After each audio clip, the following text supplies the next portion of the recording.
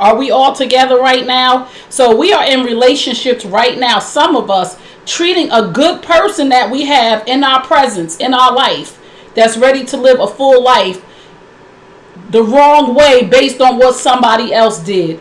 You are doing yourself a disservice. You're doing yourself a disservice because, like I always say, you deserve the best. Because I know I deserve the best. So we have to realize that the woman that is sitting next to you right now is not your ex-girlfriend,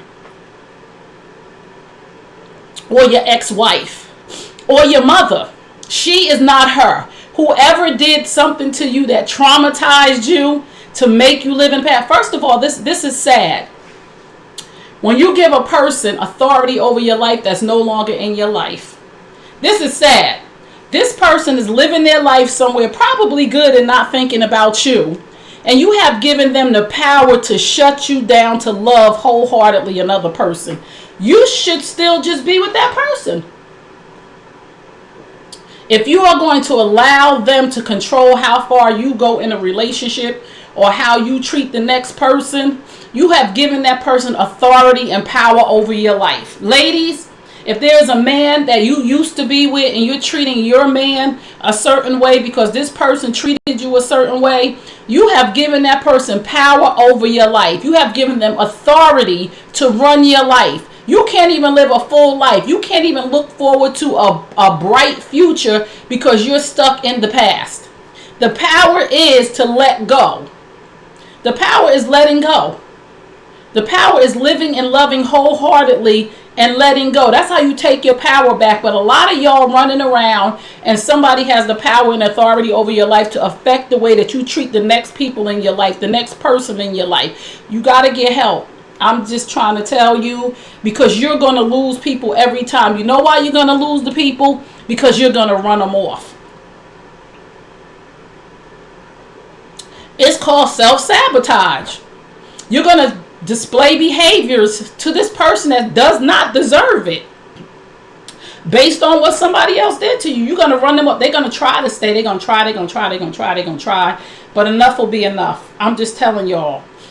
And then sometimes we need to hear this because nobody's telling us. Because nobody's saying that she is not her and he is not him. Thank you, Patty. I hope this is helping somebody, and I hope that y'all share this with somebody. You should be living your full life in the present. You should be able to move forward with your future with another person. And if you can't, based on what somebody else did to you, this is a season for you to get the help that you need, because you're going to self-sabotage yourself. And there's a lot of good people that love you and want you to be in their life. Deal with your triggers.